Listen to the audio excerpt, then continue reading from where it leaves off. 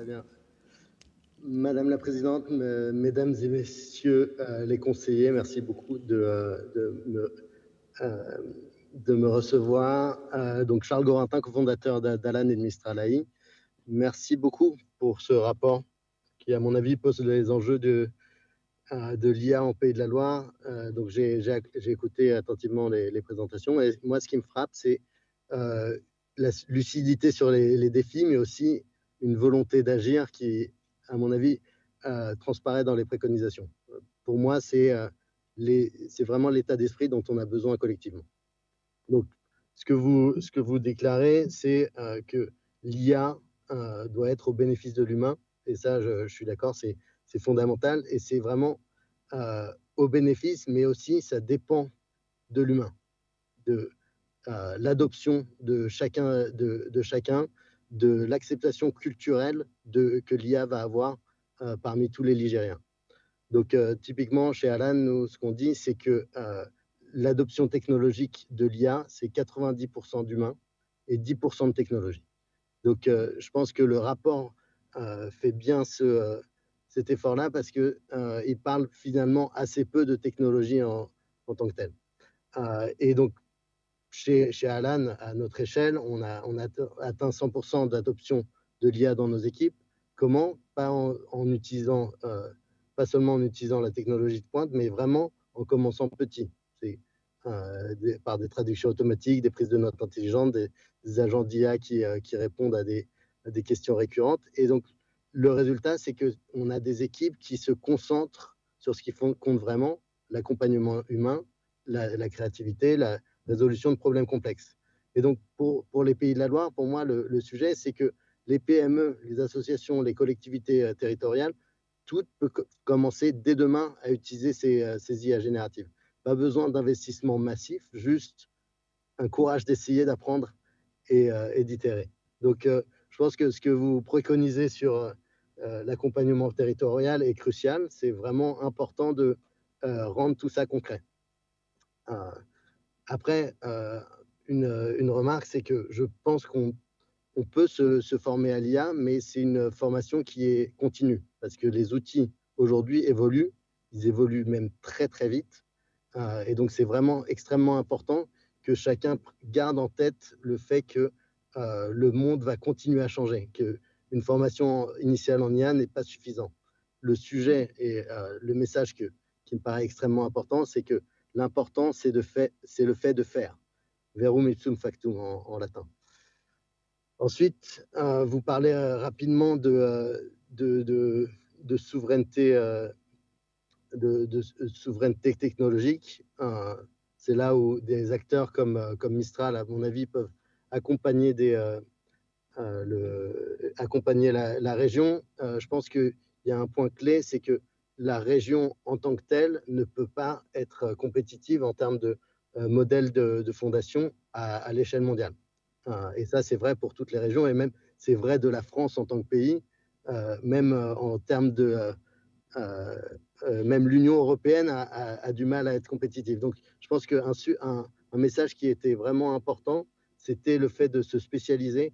J'ai vraiment apprécié ça en termes de recherche. Ensuite, je pense qu'il y a un petit bémol que je voulais apporter sur les sujets environnementaux. Il faut faire attention de ne pas trop personnaliser au Pays de la Loire, parce qu'on a un sujet qui est que la plupart des impacts environnementaux se feront de manière mondiale. Donc, l'un des rapporteurs a mentionné le rapport de l'Agence internationale de l'énergie. Ce qui est important, ça va être que chacun utilise les meilleurs outils au meilleur moment. Et donc, il faut faire attention à ne pas confondre l'impact environnemental des data centers d'un côté et l'impact environnemental de l'IA qui, aujourd'hui, reste encore à quelques pourcents en fait, des impacts, enfin des utilisations des data centers dans le monde. L'IA reste très, très marginale dans ce point-là. Donc, il ne faut pas laisser une peur environnementale nous ralentir dans l'adoption de l'IA. Et donc, à la fin, on a vraiment des barrières techniques qui s'effondrent et chacun peut utiliser l'IA. Donc, l'important, à mon avis, c'est que chacun prenne en main ces outils, n'ait pas peur, qu'il n'y ait pas de personnes qui se disent je ne vais pas utiliser l'IA parce que j'ai peur pour des raisons éthiques, environnementales ou autres, et qu'à la fin, euh, les pays de la Loire restent compétitifs justement parce qu'elle aura appris et emmené tous les Ligériens euh, de, dans l'apprentissage continu des outils d'IA.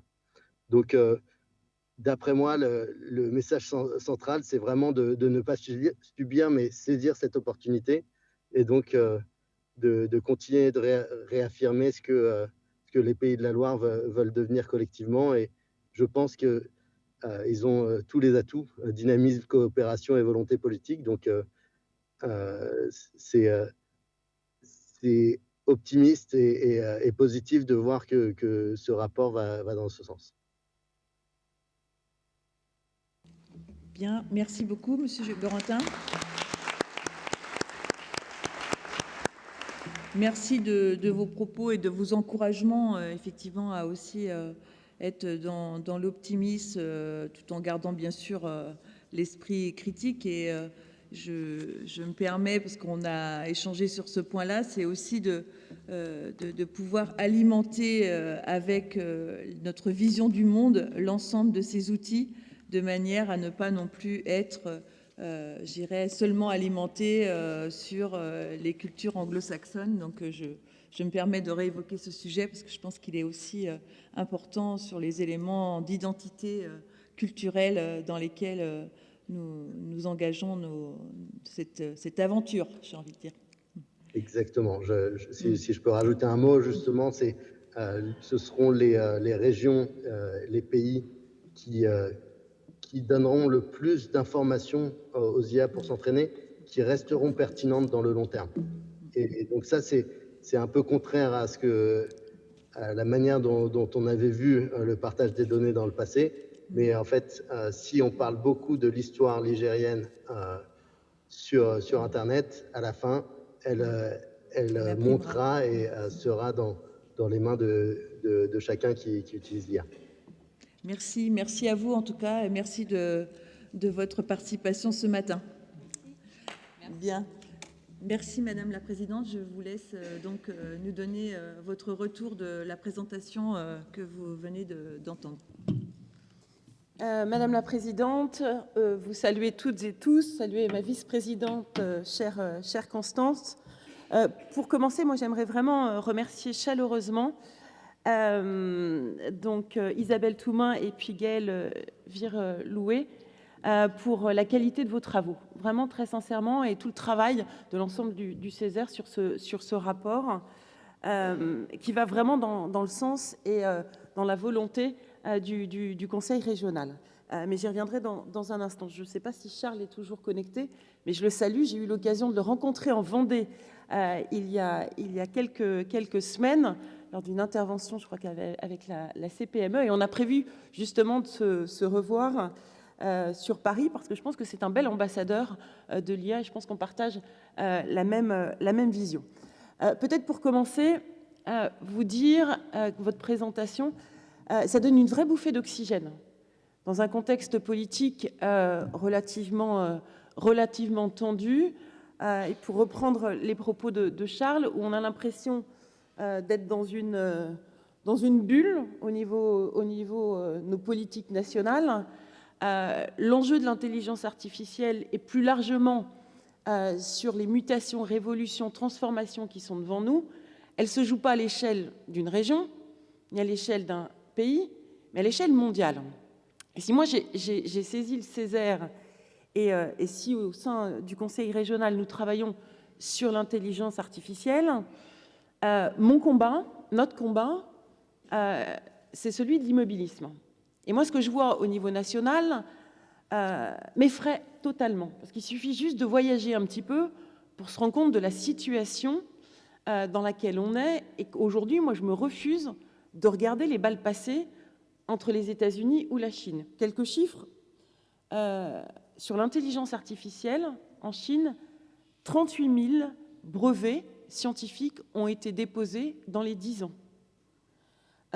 Aux États-Unis, c'est 60 milliards de dollars par an qui sont investis dans l'intelligence artificielle. Et nous, qu'est-ce qu'on fait? Rien. Alors, à l'échelle européenne, on réglemente, on se protège, etc. Et donc, moi, ça m'effraie. Et donc, c'est pour ça qu'on a voulu, on veut porter une grande ambition de l'intelligence artificielle et surtout regarder devant, préparer l'avenir, regarder le futur. Moi, je ne supporte plus tous les politiques qui regardent dans le rétroviseur. Le c'était mieux avant, etc. Et j'aime beaucoup, d'ailleurs, dans votre présentation, l'IA au bénéfice de l'humain en Pays de la Loire. Alors, ça, c'est exactement la ligne qu'on s'est fixée. Si aujourd'hui, on ne se saisit pas de ces enjeux majeurs de transformation, mutation, révolution, on l'appelle comme on veut, c'est le déclin, j'emploie vraiment ce terme, c'est le déclin de notre pays, de notre région et de notre économie plus largement. Donc l'objectif, c'est de se préparer et qu'on y travaille bien évidemment collectivement. Moi, j'ai souhaité, au sein du Conseil régional, d'avoir un monsieur IA, je l'appelle comme ça, Aymeric, et je suis ravie que vous ayez pu travailler de concert avec lui. Et c'est ce que nous faisons au sein du Conseil régional, notamment sur 2 volets. Un premier volet au sein de la collectivité, puisqu'on intègre l'intelligence artificielle au sein de notre collectivité, et à tous les niveaux, et quel que soit le niveau hiérarchique.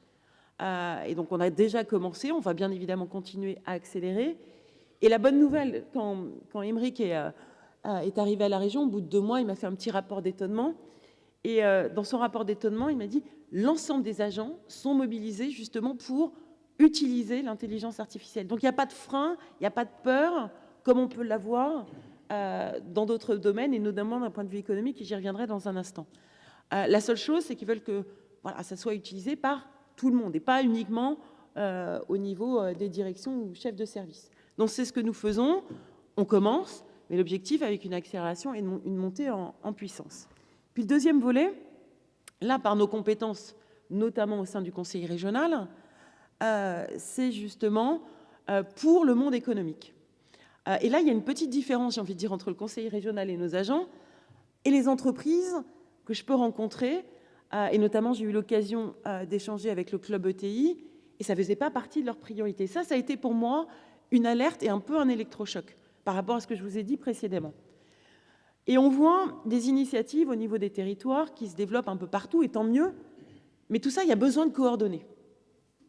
Et là, je rejoins votre rapport, et je pense que l'échelle de la région d'un point de vue économique, c'est la bonne échelle. D'essayer de coordonner l'ensemble des acteurs, parce que vous avez tout aussi. En termes d'acteurs ou en termes de soi-disant professionnels de l'intelligence artificielle. Et donc la région doit être, on va dire, au-dessus, essayer de coordonner l'ensemble des acteurs et que ça irrigue tous nos territoires et l'ensemble de nos entreprises. Je dis bien l'ensemble de nos entreprises. Vous avez évoqué les TPE, je dirais même plus loin, les artisans, les commerçants, les TPE, les PME et nos ETI. Les grands groupes, ils n'ont pas besoin de nous, ils sont déjà structurés. Excusez-moi, je suis un petit peu malade et puis je pense qu'il y a de la clim qui est en train de me tomber. Comme tout à chacun, là. Voilà, il fait toujours froid. Et donc, voilà, l'objectif, ça irrigue vraiment l'ensemble de nos entreprises et puis l'articulation sur les territoires avec les clubs d'entreprise, avec également les organisations patronales qui font aussi des interventions sur l'IA, avec l'ensemble des acteurs et qu'on puisse coordonner et passer le même message. Et j'ai envie de dire, ça rejoint votre premier axe, qui est donner une ambition avec une vraie stratégie et une vraie feuille de route. Ce qui est essentiel par rapport à ce rapport et par rapport au rapport que nous allons passer donc en session jeudi prochain, c'est une première pierre. Bien évidemment, on construit la première pierre. Et l'objectif, c'est d'avancer ensemble et construire ensemble au fur et à mesure dans nos actions. Donc, on est d'accord sur donner une ambition régionale, une vraie feuille de route. Après, les axes, pour moi, qui sont essentiels, en dehors de la coordination avec l'ensemble des acteurs, où nous, on a 3 approches. D'abord, sensibiliser et former, diagnostiquer et définir les besoins de nos entreprises et mettre en œuvre et déployer les programmes adaptés. Ce qui est essentiel pour moi, c'est 2 piliers que vous avez d'ailleurs évoqués dans vos axes de votre rapport. L'enjeu de la formation. Même si je rejoins Charles, la formation, elle évolue au fur et à mesure et c'est une formation en continu.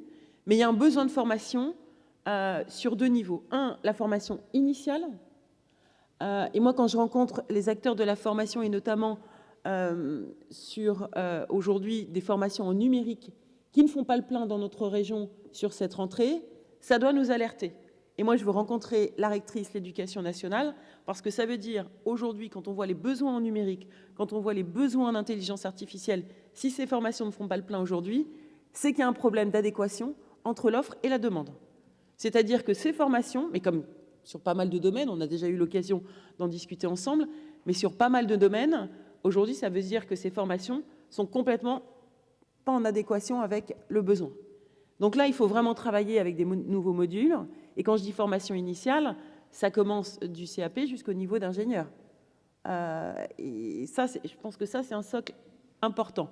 Qui dit formation initiale, vous avez évoqué Mon Ordi au lycée, où on a un outil aussi dans la région, bien évidemment la sensibilisation, mais on fait déjà des actions dans ce sens, notamment vis-à-vis du numérique pour les jeunes. Après, alors, ce qui n'est jamais simple dans ce pays aussi, avec les compétences partagées entre l'éducation nationale, puis quand vous avez des ministres qui changent toutes les 14 heures, ou c'est un peu compliqué de travailler, et notamment dans une expérimentation, et puis le lien où nous, on n'a pas de pouvoir sur l'enjeu pédagogique, et notamment avec l'éducation nationale et les professeurs, mais peut-être aussi d'intégrer au sein de cet ordinateur des outils IA, et là, on pourrait travailler ensemble avec le Césaire sur des outils en plus qui sont développés dans la région. Donc l'enjeu de la formation initiale, pour moi, elle est vraiment aussi cruciale parce que de toute façon, les jeunes, qu'on soit pour ou contre, de toute manière, ils vont l'utiliser. Donc autant les sensibiliser et autant les former sur des outils qui vont dans le bon sens. Ensuite, la formation, bien évidemment, continue dans les entreprises, ça c'est essentiel, avec une montée en compétences. Et j'entends les craintes et les peurs. Ça va prendre nos métiers, ça va prendre nos jobs, etc. Enfin, si on se rappelle, si on fait un peu, même si j'aime pas regarder dans le rétroviseur, vous l'avez compris, ça a toujours été avec les évolutions et avec le progrès. Les premiers ordinateurs, c'était exactement la même chose. Moi, j'étais un peu petite, mais j'ai le souvenir d'avoir ces craintes, etc. Sur l'Internet, c'était exactement la même chose. Des craintes, etc. Sauf que là, avec l'IA, c'est puissance 10. Voilà. Et après, ce sont des évolutions dans les métiers. Là, moi, je vous en parle en connaissance de cause, parce que dans une vie antérieure, vous le savez, j'ai été dans le privé, notamment dans l'immobilier. L'arrivée d'Internet a bouleversé totalement le fonctionnement de l'immobilier. Avant, il y avait des agences vitrées, immobilier résidentiel ou d'entreprise, des agences vitrées, etc., avec des annonces dans les journaux. Bon, bah, l'arrivée d'Internet et puis un site qui a même pas besoin de référencement, qui s'appelle Le Bon Coin, ça a totalement bouleversé. Mais ça n'a pas supprimé ces emplois-là. C'est juste une transformation et une évolution. Et donc ça, il faut qu'on travaille aussi sur l'enjeu des peurs. Il n'y a pas de peur, c'est une montée en compétences, du gain aussi de productivité. Alors, on n'aime peut-être pas ce mot-là, mais c'est quand même la réalité. Et de se donner plus de temps aussi pour faire autre chose sur des tâches un peu répétitives ou autres. Donc l'enjeu de la formation, bien évidemment dans les entreprises, et puis nous, nos dispositifs de formation, je pense qu'il faut aussi qu'on les travaille, notamment, comme vous le savez, la formation des demandeurs d'emploi ou les personnes qui sont en reconversion. Donc ça, il y a un gros travail avec l'ensemble des acteurs et quels sont les besoins, et aussi d'avoir les bons organismes de formation, parce que ce n'est pas le tout de pousser, mais il faut aussi avoir les bons organismes de formation avec les formations qui correspondent aussi aux besoins qu'on peut avoir. Donc ça, c'est un axe pour moi qui est essentiel et important. Et le deuxième axe, et moi j'apprécie beaucoup parce que c'est vraiment l'orientation que nous prenons au sein du Conseil régional, vous évoquez la recherche et l'innovation. Et ça, très sincèrement, il faut vraiment qu'on accélère dans ce sens. Parce qu'aujourd'hui, le constat que je fais, mais qui n'est pas propre à la région, hein, c'est un peu notre modèle aussi français, justement, si on veut avoir nos entreprises qui soient compétitives, il faut accélérer sur l'innovation. D'où notre accélérateur économique sur les 4 points que sont 1, les compétences, 2, l'innovation. Et là, encore une fois, l'innovation pas uniquement réservée aux grands groupes, pour toutes les entreprises. L'enjeu du foncier, l'accélérateur foncier. Vous avez évoqué les data centers, et ça, je pourrais y revenir. Et puis enfin, l'accélérateur intelligence artificielle que nous lançons pour cette session. Mais l'enjeu de l'innovation ou sur l'intelligence artificielle avec l'enjeu de la recherche, ce n'est pas deux mondes l'un à côté de l'autre. Et malheureusement, aujourd'hui en France, on assiste à ce phénomène-là parce que c'est culturel, parce que c'est comme ça. Alors on parle de recherche fondamentale. Moi, j'ai envie de dire, travaillons sur la recherche appliquée, le lien avec le monde économique. Vous avez cité MIT. J'ai eu la chance de visiter MIT. Et quand je vois ce qui se passe là-bas, alors vous allez me dire, c'est l'excellence. Mais moi, j'aime bien regarder toujours l'excellence, ce qui nous fait monter, plutôt que de regarder en dessous. Et MIT, la grosse différence par rapport à ce que nous pouvons avoir, à part peut-être Saclay et encore, la grosse différence, c'est quand MIT s'installe, ça fait aimant avec l'ensemble du monde économique. C'est toutes les entreprises veulent s'installer autour d'MIT parce qu'il y a l'enjeu d'être à proximité des chercheurs, à proximité d'MIT, à proximité aussi des compétences. Et nous, en France, ces deux mondes, et pourtant on voit l'argent public qui est aussi mis sur les centres de recherche, d'innovation, dans nos universités, dans nos écoles. Centrale Nantes, moi j'ai eu l'occasion d'accompagner, notamment c'était avec un ancien ministre il y a, sur des plateaux techniques qu'on a pu faire. Mais tous ces plateaux techniques où on investit massivement, ou toute la recherche où on investit massivement, il faut qu'elle soit au service du monde économique. Et donc ça, il y a un gros travail. Et donc là, vous le mettez en lumière dans votre rapport. En tout cas, nous, c'est une volonté très forte qu'on veut faire, quitte à lancer aussi des expérimentations qui ne se font pas en France, mais rapprochons un peu plus le monde économique et le monde académique dans j'ai envie de dire, le plus large possible, et notamment pour toutes nos entreprises. Et je vois nos technocampus, nous on a une grande réflexion aujourd'hui sur nos technocampus. Il y a des technocampus aujourd'hui qui sont utilisés à 95% par un grand groupe tel qu'Airbus. Je ne pense pas qu'Airbus a besoin de l'appui ou du soutien. En revanche, Airbus, qu'est-ce qu'il peut faire, lui, pour appuyer sur l'ensemble de l'écosystème économique de nos TPE, voilà, je dis bien nos TPE, et nos PME, et ça doit irriguer partout. Et dans le jeu de l'innovation, il faut vraiment qu'on martèle ça, c'est pour tout le monde. Et donc, en tout cas, c'est l'objectif de cet accélérateur économique qu'on a adopté l'année dernière, et notamment avec un autre pilier sur l'intelligence artificielle. Et puis, pour terminer, parce que je suis beaucoup trop longue et mon rendez-vous de 10h30, je suis déjà en retard, pour terminer, vous avez évoqué l'enjeu des data centers. Bon, vous savez, dans la région des Pays de la Loire, on a un problème de foncier. Je dis vraiment un problème de foncier. Parce qu'il y a quelques années, on n'a pas subi la désindustrialisation comme certaines régions. On n'a pas de friche non plus industrielle. Le foncier est très, très rare dans notre région. Et donc, il y a un vrai sujet sur ces data centers pour pouvoir les attirer. Une question aussi de puissance énergétique. Moi, j'ai eu l'occasion d'échanger avec le président d'RTE, parce que pour avoir ces data centers, il faut aussi la puissance énergétique. Mais il ne faut pas opposer. Voilà, il y a un moment, il faudra qu'on en accueille et travailler, bien évidemment, de concert avec des projets aussi industriels. Mais on a quand même, aujourd'hui, ces data centers, s'ils s'implantent partout en France, sauf dans la région des Pays de la Loire, on va avoir un problème si on veut pousser aussi l'enjeu de l'IA, et notamment pour nos entreprises. Voilà. Et puis le dernier point, vous évoquez donc l'enjeu avec, pour l'instant, nous, on se focalise vraiment au sein du Conseil régional, au sein aussi du monde économique, avec une vraie stratégie qu'on partage totalement, formation, recherche, innovation, et puis accompagnement. Après, vous évoquez l'enjeu des autres collectivités et des associations. Pour l'instant, ce n'est pas prévu, nous, aujourd'hui, dans notre feuille de route, parce que, voilà, on peut aussi donner le modèle et on peut être pilote par rapport à d'autres collectivités, par rapport à ce qu'on peut faire aujourd'hui. Mais on peut pas, enfin, je pense qu'il ne faut pas se disperser.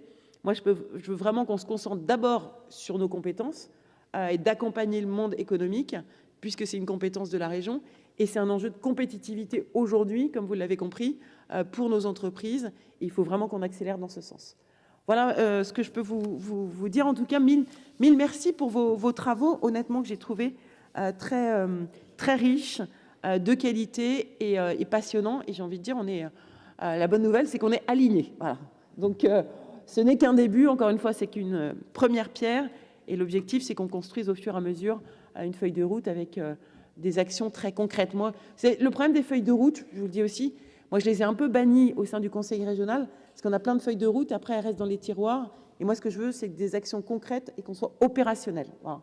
Et après, est-ce qu'on est efficace, pas efficace, l'efficience, de mesurer aussi l'efficience.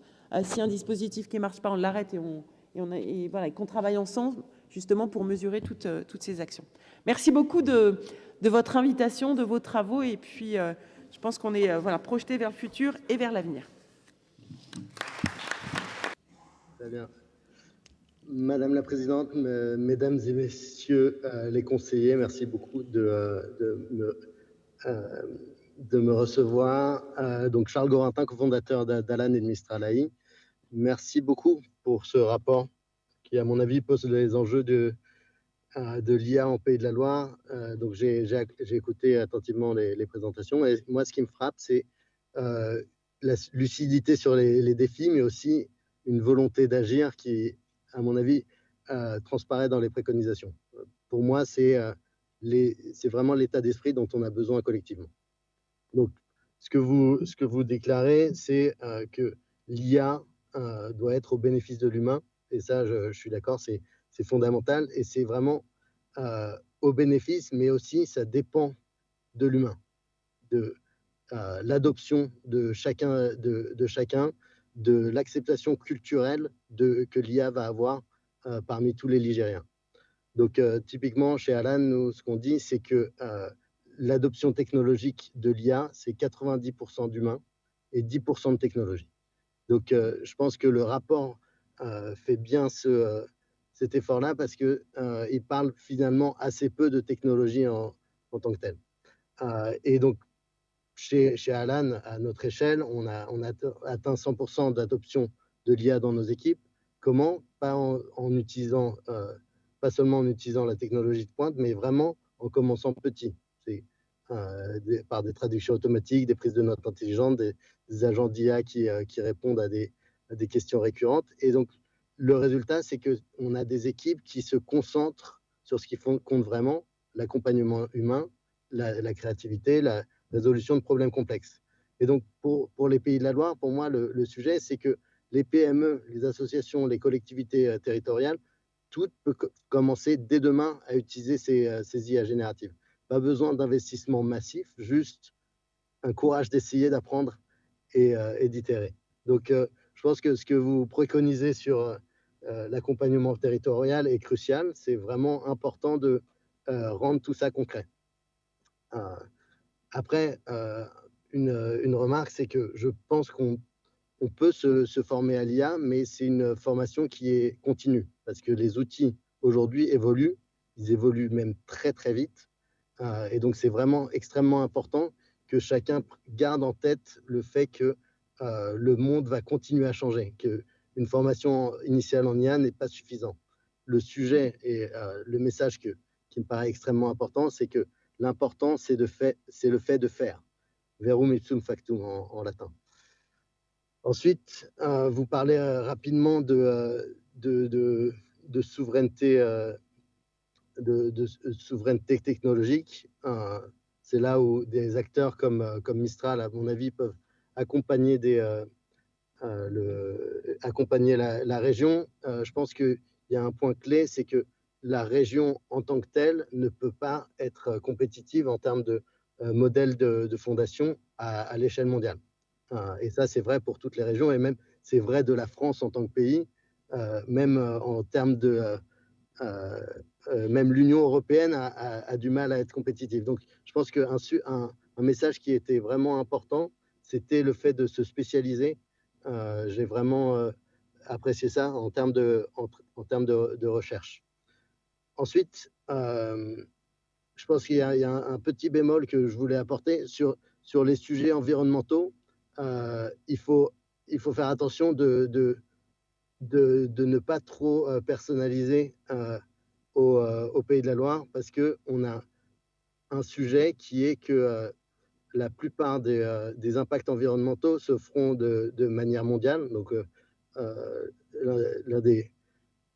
l'un des rapporteurs a mentionné le rapport de l'Agence internationale de l'énergie. Ce qui est important, ça va être que chacun utilise les meilleurs outils au meilleur moment.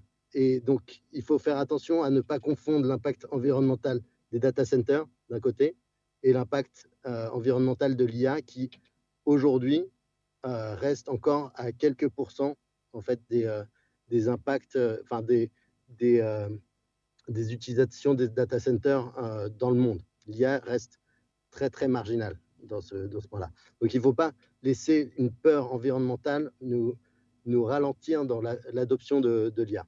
Et donc, à la fin, on a vraiment des barrières techniques qui s'effondrent et chacun peut utiliser l'IA. Donc, l'important, à mon avis, c'est que chacun prenne en main ces outils, n'ait pas peur, qu'il n'y ait pas de personnes qui se disent « je ne vais pas utiliser l'IA parce que j'ai peur pour des raisons éthiques, environnementales ou autres », et qu'à la fin, les Pays de la Loire restent compétitifs justement parce qu'elle aura appris et emmené tous les Ligériens dans l'apprentissage continu des outils d'IA. Donc, d'après moi, le message central, c'est vraiment de ne pas subir, mais saisir cette opportunité et donc de continuer de réaffirmer ce que les Pays de la Loire veulent devenir collectivement. Et je pense qu'ils ont tous les atouts, dynamisme, coopération et volonté politique. Donc, c'est optimiste et positif de voir que ce rapport va dans ce sens. Bien, merci beaucoup, Monsieur Gorentin. Merci de vos propos et de vos encouragements, effectivement, à aussi être dans l'optimisme, tout en gardant bien sûr l'esprit critique. Et je me permets, parce qu'on a échangé sur ce point-là, c'est aussi de pouvoir alimenter avec notre vision du monde l'ensemble de ces outils, de manière à ne pas non plus être, j'irais, seulement alimenté sur les cultures anglo-saxonnes. Donc, je me permets de réévoquer ce sujet parce que je pense qu'il est aussi important sur les éléments d'identité culturelle dans lesquels nous engageons cette aventure, j'ai envie de dire. Exactement. Si je peux rajouter un mot, justement, ce seront les régions, les pays qui donneront le plus d'informations aux IA pour s'entraîner, qui resteront pertinentes dans le long terme. Et donc ça, c'est un peu contraire à la manière dont on avait vu le partage des données dans le passé. Mais en fait, si on parle beaucoup de l'histoire ligérienne sur Internet, à la fin, elle montera et sera dans les mains de chacun qui utilise l'IA. Merci à vous en tout cas, et merci de votre participation ce matin. Merci. Bien. Merci Madame la Présidente. Je vous laisse donc nous donner votre retour de la présentation que vous venez d'entendre. Madame la Présidente, vous saluez toutes et tous, saluez ma vice-présidente, chère Constance. Pour commencer, moi j'aimerais vraiment remercier chaleureusement donc Isabelle Toumain et puis Gaëlle Vire-Louet pour la qualité de vos travaux, vraiment très sincèrement, et tout le travail de l'ensemble du Césaire sur ce rapport qui va vraiment dans le sens et dans la volonté du Conseil régional. Mais j'y reviendrai dans un instant. Je ne sais pas si Charles est toujours connecté, mais je le salue. J'ai eu l'occasion de le rencontrer en Vendée il y a quelques semaines, lors d'une intervention, je crois qu'avec la CPME, et on a prévu justement de se revoir sur Paris, parce que je pense que c'est un bel ambassadeur de l'IA et je pense qu'on partage la même vision. Peut-être pour commencer, vous dire que votre présentation, ça donne une vraie bouffée d'oxygène dans un contexte politique relativement tendu.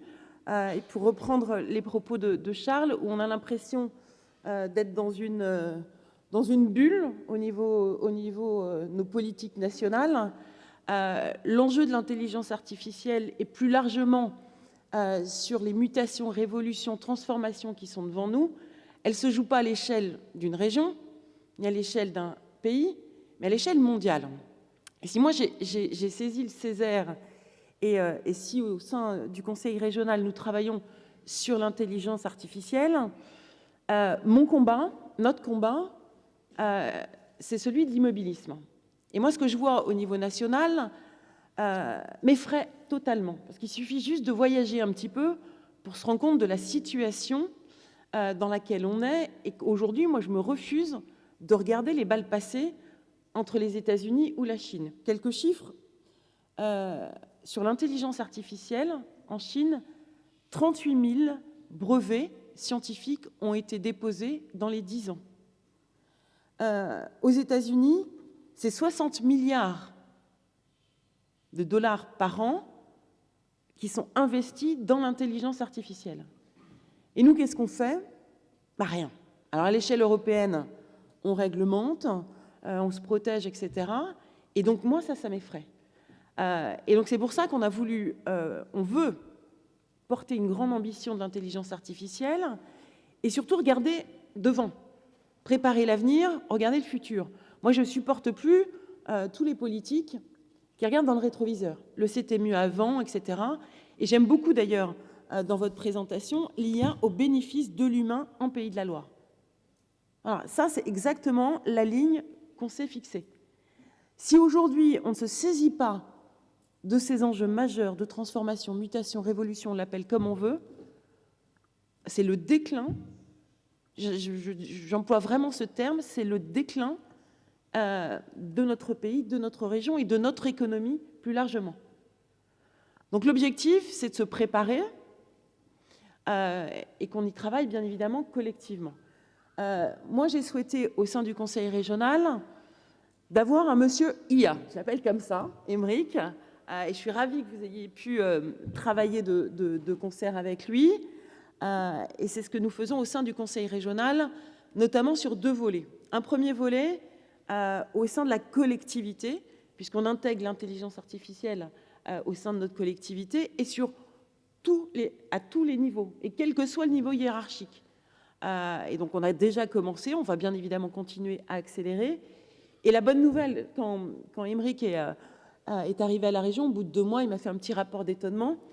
Et dans son rapport d'étonnement, il m'a dit « l'ensemble des agents sont mobilisés justement pour utiliser l'intelligence artificielle ». Donc il n'y a pas de frein, il n'y a pas de peur, comme on peut l'avoir dans d'autres domaines, et notamment d'un point de vue économique, et j'y reviendrai dans un instant.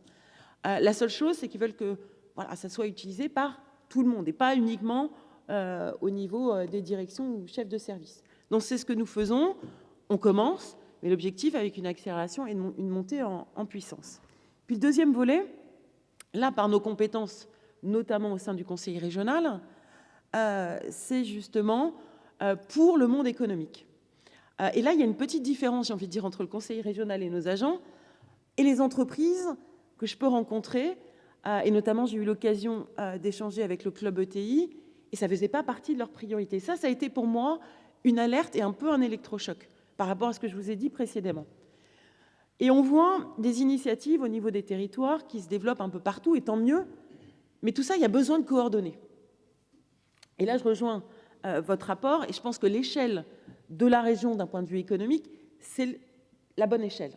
D'essayer de coordonner l'ensemble des acteurs, parce que vous avez tout aussi, en termes d'acteurs ou en termes de soi-disant professionnels de l'intelligence artificielle. Et donc la région doit être, on va dire, au-dessus, essayer de coordonner l'ensemble des acteurs et que ça irrigue tous nos territoires et l'ensemble de nos entreprises. Je dis bien l'ensemble de nos entreprises. Vous avez évoqué les TPE, mais je dirais même plus loin. Les artisans, les commerçants, les TPE, les PME et nos ETI. Les grands groupes, ils n'ont pas besoin de nous, ils sont déjà structurés. Excusez-moi, je suis un petit peu malade et puis je pense qu'il y a de la clim qui est en train de me tomber. Comme tout à chacun, là. Voilà, il fait toujours froid.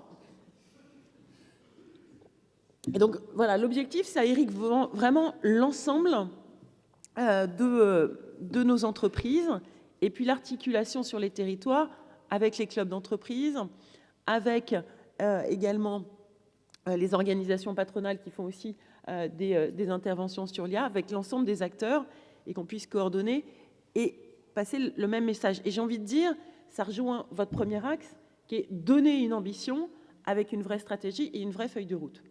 Ce qui est essentiel par rapport à ce rapport et par rapport au rapport que nous allons passer donc en session jeudi prochain, c'est une première pierre. Bien évidemment, on construit la première pierre.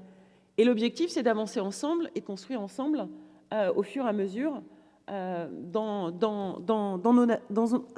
nos actions. Donc, on est d'accord sur donner une ambition régionale, une vraie feuille de route.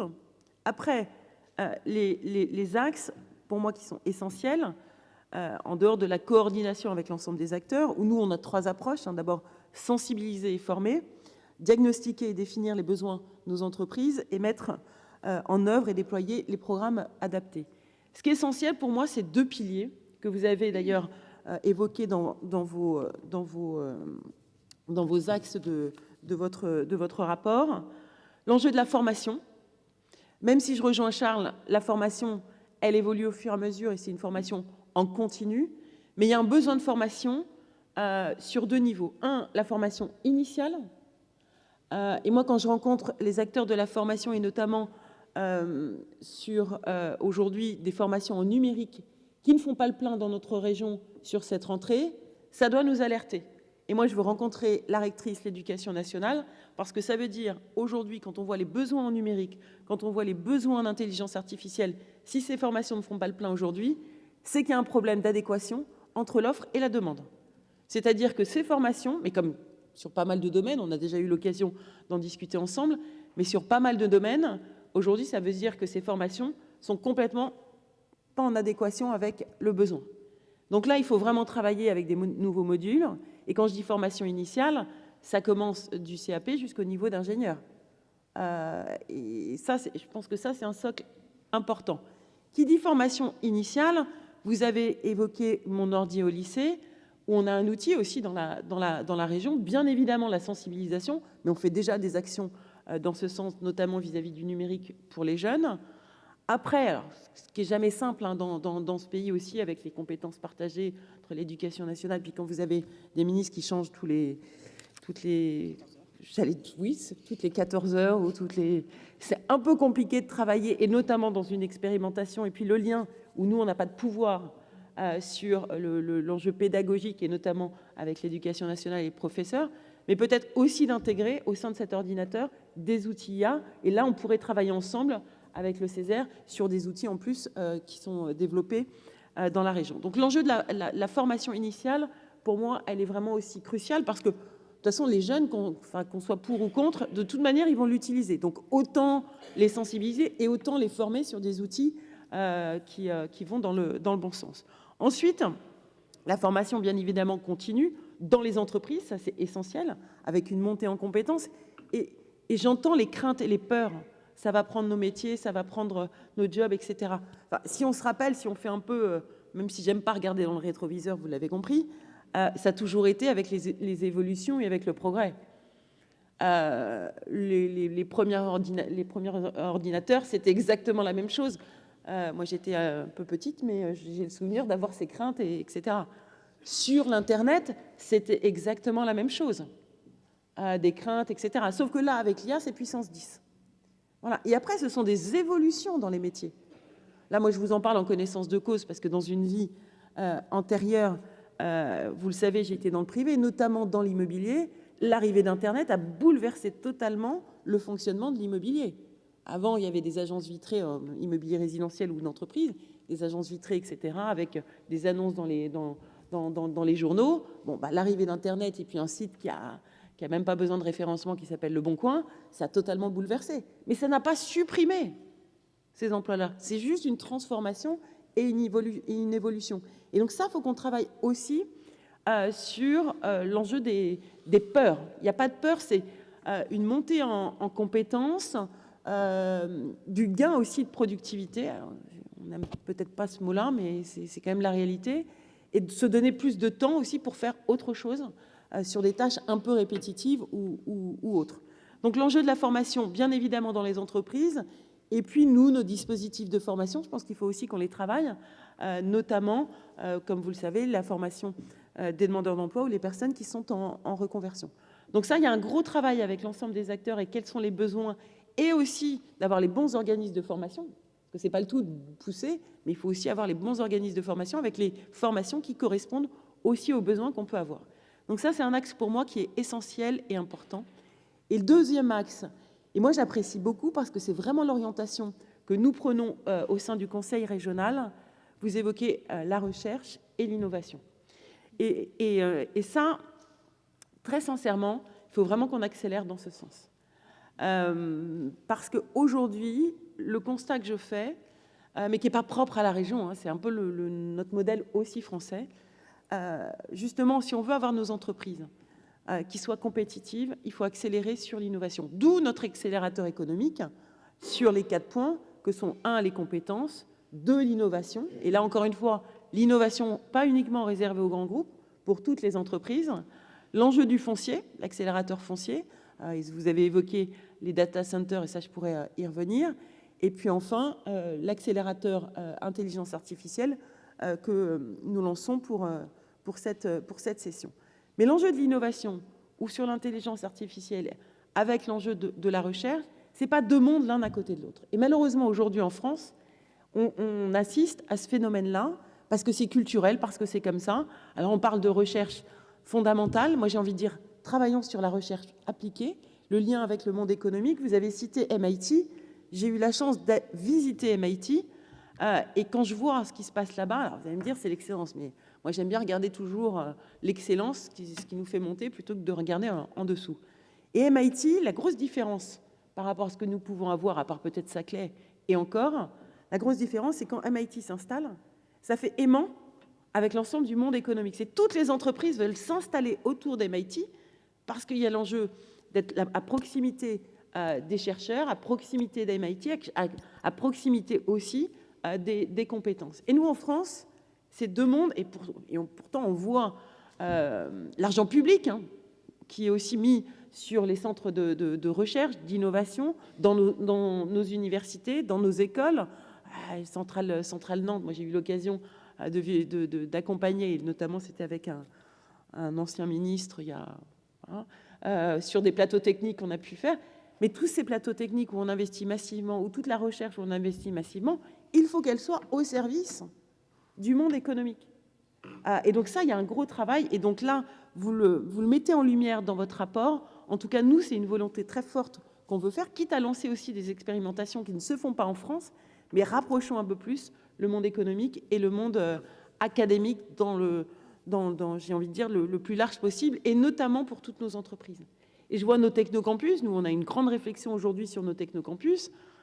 Il y a des technocampus aujourd'hui qui sont utilisés à 95% par un grand groupe tel qu'Airbus.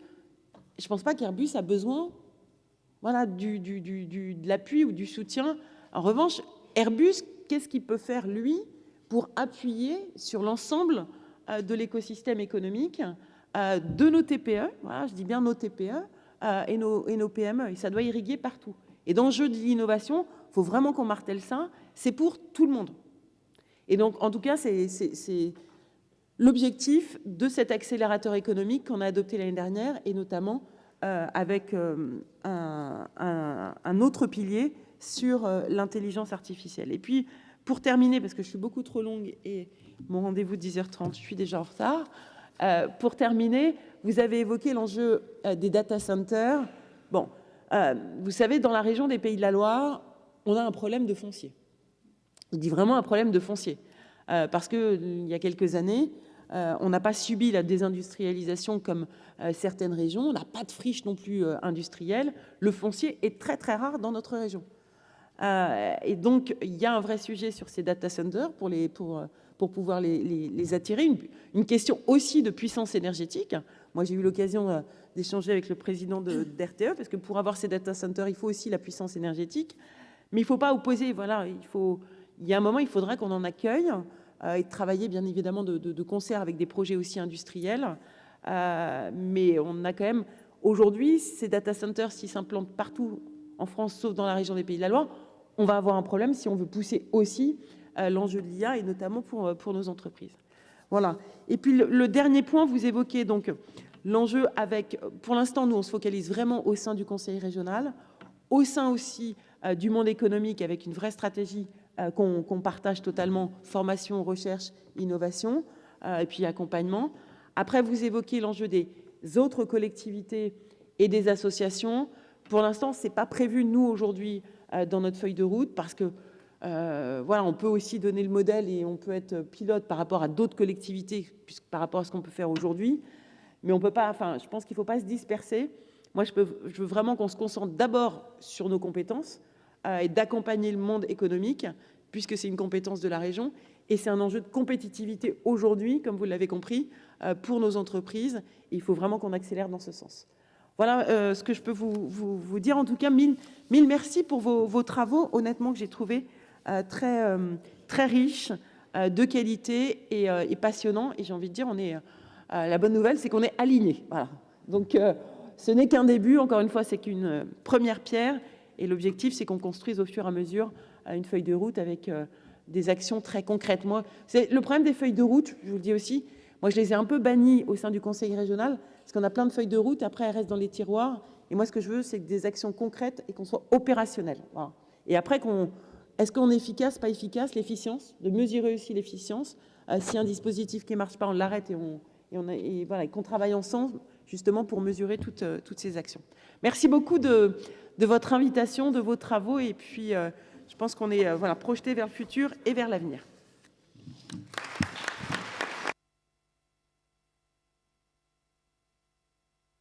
Par contre, je vais devoir vous laisser. Comme vous l'avez compris, j'ai un rendez-vous à 10h30. Mais Constance est là pour répondre à vos questions et puis peut-être compléter aussi mes propos, voilà, pour qu'on puisse continuer ensemble. Merci, Madame la Présidente. Merci à vous tous. Et je sais que vous en êtes capable. Donc j'attends de vous ces éléments de progression dans le cours de notre session, de manière à ce que nous ne terminions pas à des heures qui vous seraient difficiles à pouvoir engager. Donc je vous remercie. Je passe la parole à Madame Nebula qui va réagir et peut-être aussi enrichir des éléments qu'elle souhaitait nous livrer à l'écoute de l'ensemble des éléments de ce matin. Merci Madame Nebula.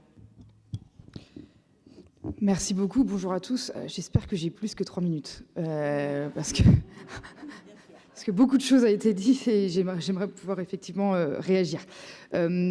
Commencer par vous remercier collectivement parce que depuis ma présence ce matin, vous l'avez peut-être vu, je prends beaucoup de notes. C'est très enrichissant. Il y a beaucoup de contributions, il y a beaucoup de prise de conscience, de connaissances, de retours d'expérience qui sont très intéressants. Et qui, comme l'a dit Christelle Morancet tout à l'heure, alimente une saisine qui est déjà tout à fait pertinente et solide. Et je remercie très sincèrement, Madame la Présidente, le travail mené par l'ensemble du Césaire, par les rapporteurs, par la qualité du dossier, la qualité... c'est pas facile parfois d'aller sur des sujets sur lesquels on n'est pas forcément... expert, mais vous avez prouvé que ce n'est pas un sujet technologique, c'est un sujet comme un autre qui nécessite une prise de conscience complètement transversale, aussi diverse que l'est l'Assemblée du Césaire. Donc merci pour cette contribution. Je me suis noté beaucoup de choses et je crois, et c'est une bonne nouvelle, comme l'a dit aussi Christelle Morancet, qu'on est d'accord sur, on va dire, 99% des propos qui ont été tenus, des propos à la fois de la contribution Et également, j'entends dans les prises de parole une certaine unanimité sur un parti pris volontaire, et c'est la raison pour laquelle j'ai pris quelques notes. Déjà, sur le mettre d'accord sur l'échelle régionale comme échelle pertinente pour agir, l'échelle pertinente de par son lien avec les territoires, son lien avec les organisations, son lien avec le milieu économique, son lien avec les collectivités. C'est l'échelle de la mutualisation, c'est l'échelle de la collaboration et du partage. Et je mets un accent dessus parce que c'est pas anodin, parce que aujourd'hui, tout le monde veut faire de l'IA et tout le monde n'en a pas forcément ni la compétence, ni les moyens humains ou financiers, ni la légitimité, ni la connaissance. Et si on veut pouvoir unir nos forces derrière des visions communes qui sont partagées, et cet échelon régional me semble pertinent, et d'agréger derrière toutes les organisations que vous représentez notamment. A été indiqué d'être dans un dialogue. Alors, ça va peut-être vous paraître atypique, mais il y a une prise de parole qui m'a particulièrement interpellée, madame, je crois, représentant donc des syndicats CGT, FSO, UNEF, etc. Pourquoi ? Parce que, alors, je sais, ça va vous surprendre, mais dans tout ce que vous avez dit, madame, je suis d'accord avec tout. C'est pour ça que je ne comprends pas que vous vous absteniez, puisque je partage, et c'est un très bon résumé de l'intérêt et de l'objet de ce qui nous amène aujourd'hui, c'est qu'on est sur un sujet, et vous l'avez très bien dit, social et sociétal. On n'est pas sur un sujet technologique, et vous avez été nombreux à le dire. C'est quelque chose que je dis et que je communique dans toutes mes interventions, dans toutes mes tables rondes, toutes mes conférences. Je me déplace beaucoup, parce que ce qui se passe en Pays de la Loire est assez innovant à l'échelle nationale. On est relativement, je dirais pas précurseur, parce que j'aurais pas cette prétention, mais on est quand même plutôt en avance dans la démarche. Et je ne passe mon temps, notamment pour convaincre des élus de s'intéresser à ces sujets, à dire que ce n'est pas un sujet technologique, c'est pas un sujet numérique dans le sens un truc de geek, un truc de DSI, c'est un sujet sociétal. Et comme c'est un sujet de société, c'est un sujet éminemment transversal. Et le slogan, le titre de votre contribution sur la place de l'humain, au bénéfice de l'humain, et vous l'avez dit aussi, madame, l'humain reste le seul créateur de valeur de l'IA, et donc l'IA ne le remplacera jamais. Et ça, je le dis aussi, ça a été dit notamment sur la partie alimentation en données. Il y a un terme que j'utilise souvent qui est « il n'y a pas d'IA sans data ». Si nous ne donnons pas à manger à la machine n'a rien pour se nourrir. Donc nous en avons la pleine maîtrise. C'est nous qui maîtrisons aujourd'hui, avec donc ces potentielles dérives qu'il faut anticiper et maîtriser, mais c'est bien nous, êtres humains, qui maîtrisons la manière dont nous souhaitons et dont nous concevons cette potentielle intelligence artificielle. Donc si elle a des dérives, et s'il y a des biais, et s'il y a des hallucinations, c'est pas la faute de la machine, c'est la faute de l'humain. Et donc on en est responsable, dans le pire comme le meilleur.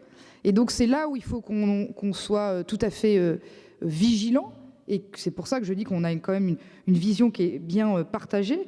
Vous avez évoqué aussi transparence des algorithmes. Merci de l'avoir évoqué. Moi, je suis pour l'open data. Je suis présidente d'une association qui s'appelle Open Data France. Mon bâton de pèlerin, c'est l'ouverture des données. Donc, je suis pour l'ouverture des données, leur bonne utilisation, la donnée comme bien commun, parce que plus on a des données de qualité, plus on a une maîtrise de ces données performantes, plus on a ce qu'on appelle des standards, des communs, plus on pourra bâtir une IA dite à la française ou à l'européenne à minima, qui soit avec notre prisme culturel, notre prisme sociétal. Et c'est cela, je peux vous assurer que c'est complètement ma ligne, c'est complètement celle que je défends à l'extérieur de cette enceinte. Donc on est parfaitement alignés. Ensuite a été évoqué, bien entendu, dans cette ligne-là, le facteur humain, le facteur RH. Moi je dis souvent, comme l'a évoqué la présidente quand elle a parlé de la partie interne et de l'implication des agents, c'est un projet managérial. c'est un projet de transformation de la collectivité, c'est un projet de transformation des métiers, des compétences des agents. Et ce n'est pas, encore une fois, un sujet techno simplement posé. Donner du sens à l'IA, ça a été beaucoup dit, sur les inquiétudes, les peurs, importance cruciale de l'éducation. Merci aussi de cette évocation, j'entends parfois au niveau national, malheureusement, des prises de parole qui sont tellement simplistes. Il faudrait l'interdire, point. Il faudrait interdire tel outil. Mais interdire un outil ne changera rien au problème. Le sujet, c'est bien un sujet d'éducation. Et vous avez montré dans vos prises de parole que vous vous êtes, notamment pour ceux qui étaient peut-être moins en infinité, éduqués sur ce sujet pendant tous ces 18 mois pour découvrir sans doute un certain nombre de choses et donc en avoir pleine conscience. L'éducation, c'est fondamental, et l'éducation dès le plus jeune âge, l'éducation certes des jeunes mais aussi des parents, l'éducation également de ceux qui forment, donc c'est-à-dire l'éducation des enseignants, tout ça sont des sujets éminemment importants. Figurez-vous que quand on a parlé IA avec la commission du Césaire la semaine dernière, non, c'était sur une autre assemblée où j'ai une intervention IA auprès de grand public. Il y avait dedans une enseignante qui m'a dit « Je suis d'accord avec tout ce que vous dites, ce qui m'inquiète, c'est que l'éducation nationale ne se saisit absolument pas de ces sujets, à part le fait d'utiliser les outils. Utiliser les outils. » Mais encore une fois, c'est le mauvais problème. Le problème ou la question à se poser, c'est bien la sensibilisation, la formation, l'éducation et comment intégrer l'IA dans notre monde. Il y a une phrase que je dis parfois, certes, l'IA ne remplacera pas l'humain, mais elle peut remplacer l'humain qui n'utilise pas l'IA. Et c'est la raison pour laquelle le sujet n'est pas d'utiliser absolument l'IA, mais de savoir comment l'appréhender. Et ça a été dit encore une fois à plusieurs reprises. A été évoqué aussi les failles de sécurité. Assez peu finalement, alors que c'est un enjeu essentiel, puisque plus on a d'IA, plus on a donc derrière de data, et plus on a de data, plus il faut les préserver, les sécuriser. On a le RGPD, mais ce n'est pas uniquement le seul sujet. On doit monter en compétence. Quand je dis on, c'est collectivement, hein, le privé, le public, en matière de cybersécurité. Et moi, je plaide pour qu'au niveau national, on ait une stratégie nationale de cybersécurité. En tout cas, la région prend ses responsabilités sur ces sujets-là. A été indiqué effectivement la rigueur sur la donnée, je reprends un peu mes termes, les risques de faille, les affaires d'éducation, tout ça a été dit. La donnée, c'est le carburant de l'IA, j'aime beaucoup cette phrase, ça a été dit notamment par la Chambre d'agriculture. Donc vous voyez, je reprends des propos qui sont aussi les miens régulièrement à l'extérieur de cette enceinte. 90% d'humains, 10% de technologie. C'est le cœur de ce qui nous rassemble ce matin et c'est le cœur du processus. Et quand, sous l'égide d'Émeric, on est dans un processus en interne de sensibilisation et d'implémentation de briques IA, ça ne se fait que et parce que les collaborateurs, les agents ont été tous, quelle que soit la hiérarchie, quels que soient les services, impliqués, consultés, et que cela se construit avec eux selon leurs besoins et selon leur cas d'usage. Je dis également souvent que le sujet n'est pas mettre de l'IA pour de l'IA. L'IA en aucun cas n'est la réponse à tout, mais c'est une éventuelle réponse, c'est un outil, ça ne reste qu'un outil en plus dans une société où on a tout un panel de possibilités. Et donc, si on a pleine conscience et connaissance des potentiels de l'intelligence artificielle, alors on peut utiliser correctement cet outil pour répondre à un besoin. Ensuite, bien entendu, pour le monde économique, la montée en compétences, les gains de productivité, la transformation des métiers, tout ça sont des sujets qui ont été évoqués et que nous partageons pleinement. Donc, j'essaye de faire très vite, mais en même temps, c'est des sujets qui sont passionnants, sur lesquels j'ai toujours beaucoup à dire. Les data centers, ça a été évoqué également. Moi, je suis pour une remaîtrise de l'hébergement de nos données et d'avoir une souveraineté locale de l'hébergement de nos données. Ça veut dire relocaliser localement l'hébergement de nos données et qu'elles soient stockées à côté de nous, physiquement, et dans des espaces qui soient notamment publics. C'est-à-dire qu'on a effectivement le sujet des data centers privés, mais comme on n'a pas beaucoup de foncier en région, on n'a pas trop cette question aujourd'hui, alors à tort ou à raison, mais on n'a pas de gros sujets data center en région, entre guillemets, de GAFAM qui viendraient s'implanter chez nous. En revanche, ça a été dit en citant la fabrique territoriale de l'IA avec Gigalis, Gigalis, qui est l'opérateur de la région, comme vous le savez, sur les infras numériques, mais pas que, notamment sur le cloud, sur la cyber et désormais sur l'IA, a donc désormais un data center public au Sable d'Olonne, sur lequel notre objectif, c'est qu'on soit un peu les tiers de confiance d'un hébergement local de données vis-à-vis de partenaires publics que sont les collectivités, que sont les universités, que sont les CHU, etc. Donc ça aussi, on fait notre part là-dessus. On ne va pas changer le monde tout seul, mais la collectivité reste un tiers de confiance intéressant sur ces sujets où les enjeux sont mondiaux, bien entendu. Ils ne concernent pas que la région Pays de la Loire, et on essaye de faire ce qu'on peut à notre échelle sur les compétences qui sont les nôtres, encore une fois, parce qu'on n'a pas la main sur tout. Voilà ce que je peux très rapidement dire. Bien entendu, je reste à disposition surtout après pour continuer d'échanger et vous dire que ça paraît peut-être anodin, mais je vois sur mon petit carton qu'effectivement il y a marqué vice-présidente numérique et intelligence artificielle. Vous dire que nous sommes peut-être, nous sommes la seule région de France avec une vice-présidence à l'intelligence artificielle. Et c'est le fruit d'une volonté politique, et je terminerai par ça, si nous sommes aussi ici, c'est parce qu'il y a une volonté politique, que la présidente vous a saisi sur ce sujet, et que je continuerai à en assurer à la fois le SAV, mais aussi le début de cette brique qui s'ouvre aujourd'hui. Merci à tous.